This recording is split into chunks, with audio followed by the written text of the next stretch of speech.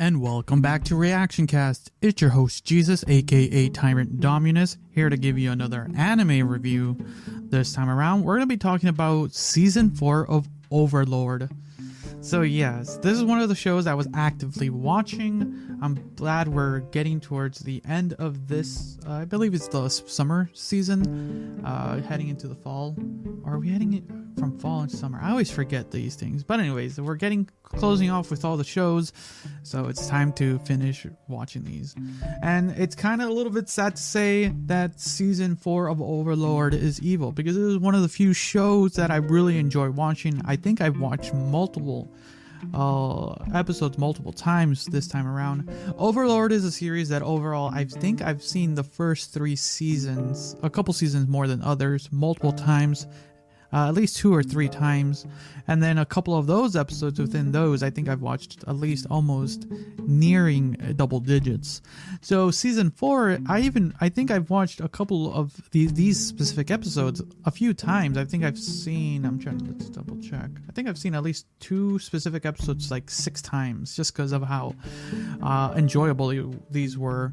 So, but yeah, let's dial it back a little bit and let's kind of jump into my thoughts in this one. So Season 4 of Overlord, once again Madhouse did a good job producing this season, because visually it's once again looks good.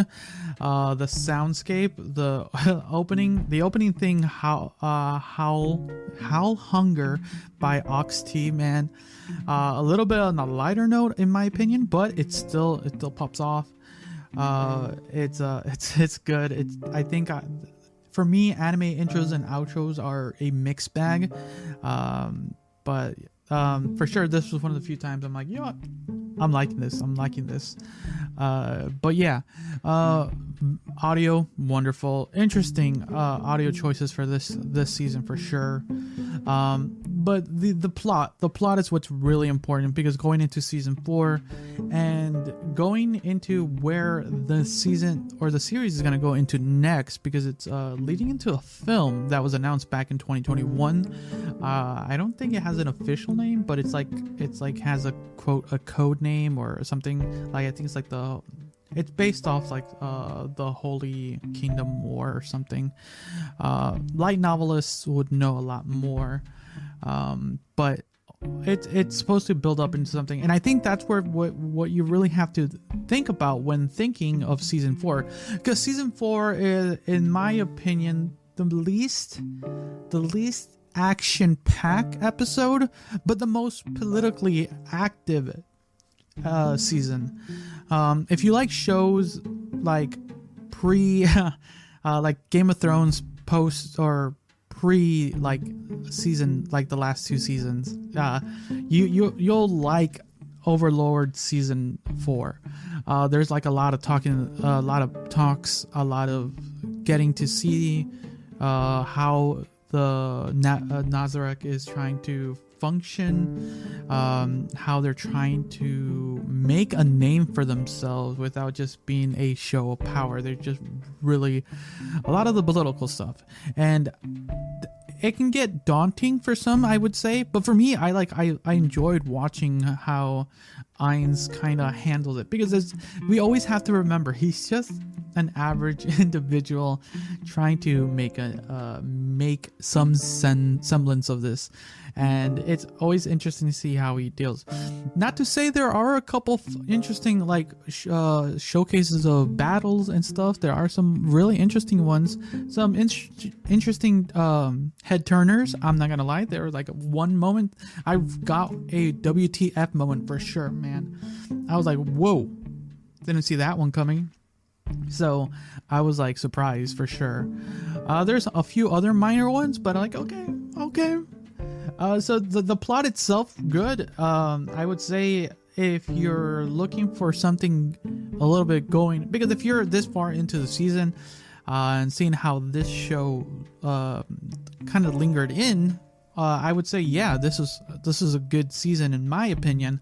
If this is how it's gonna lead up to the film, I'm wondering if we're getting a Season 5. I'm not sure from what I've seen from the announcements, But if it does lead into, if this season leads into the film, then gets us into like season 5 or something, that'll be really interesting, because there's been a couple series that have done this style of show, this style of, how do I explain it? Like showcase? I don't know how to explain it, because there's been, I think, like Demon Slayer and Tanya of Evil did this, where they did the season, they did a film in between, and then they continued on with the season. I think Tanya Evil still, I wonder if it's getting a season 2. I know I would like that show to get a season 2, but it had a film kind of continue the show. I hope it does get a season 2. Anyways, that's just me tangenting off. But I know Demon Slayer got a film and then continued with the season afterwards, and they did split up the film into a couple episodes. I know Dragon Ball Z did that as well.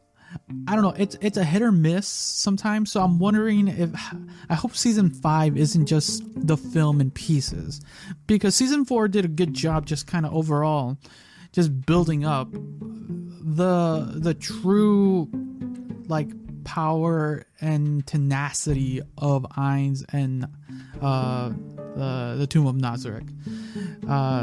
You really just like, you just don't fuck with us, basically, and I really loved that. And just getting to see a lot of more of the background players of the world. It's world building for sure. And I know a lot of people who have read the light novel and subsequently some of the manga, because it kind of expands a little bit more. Just the world building in itself is really great, and that's why I think season 4 works really well, because before you were really just following Ainz and some other characters, and then kind of doing some minor characters, like I think in season 3 they were the workers, getting some small short stories. But in season 4 you get more players outside, and I really enjoyed that. I think learning more about the world is what's great about this season. It's just seeing what's out there and what's in stake, and I think I like that. I think that's the other thing, is just what's in stake for Ainz. His meticulousness, his trying to make some things right, because there's like a lot of heads turning, a lot of decisions being made, a lot of misunderstandings as always, but sure, yeah, it's season 4 really got it. It's a good season. Is it the best season overall? I don't know if it's the top season for the overall Overlord series, but I just enjoyed watching it. Yeah, it's just fun season. So I'm gonna close this off, because with that, there's like things I could talk about that would spoil some moments in the season. But I kind of like you if you've watched the season, if you're listening to this and you're thinking about getting into, like, was it worth it at this point? If you're for getting into the season 4 of Overlord, you know where you're getting yourself into. The only thing I would say is just it's a little bit more political heavy, a lot more talks, and just kind of get into it, because yeah, it's gonna, if the movie pops off, man, season 4 was well worth going into the film. So that's kind of really be my thought into that. But as a season on its own, in its own state, I would give season 4 of Overlord, let's see here, I think there's some fun moments. There's some good character building from some characters that we haven't seen in a while. I want to give it a solid 8. It's a solid 8 for this season. So I really want to see how, as a whole, I'm gonna think about it. I'm gonna re-listen to my reviews and go. But for season 4, yeah, I give it a solid 8. I like political talks, and I like world building, and more so for a world that I've been watching now into 4 seasons, and even some subsequent like minisodes and a spin-off. Like, I just like learning more about worlds like that, and it makes it more intriguing. So yeah, season 4 of Overlord, season 8. So let me know what you guys thought about it. Did you enjoy it? Are you planning on watching it? If you're watching us on YouTube, leave a comment down below. If you're listening to this on any of the podcasting platforms, always follow me on Instagram or on YouTube, because now YouTube has some shorts that I post with a pre-review, and you can always leave a comment under the post I leave there. So yeah, thanks again for listening or watching. Until next time, see ya. See ya. See ya. See ya.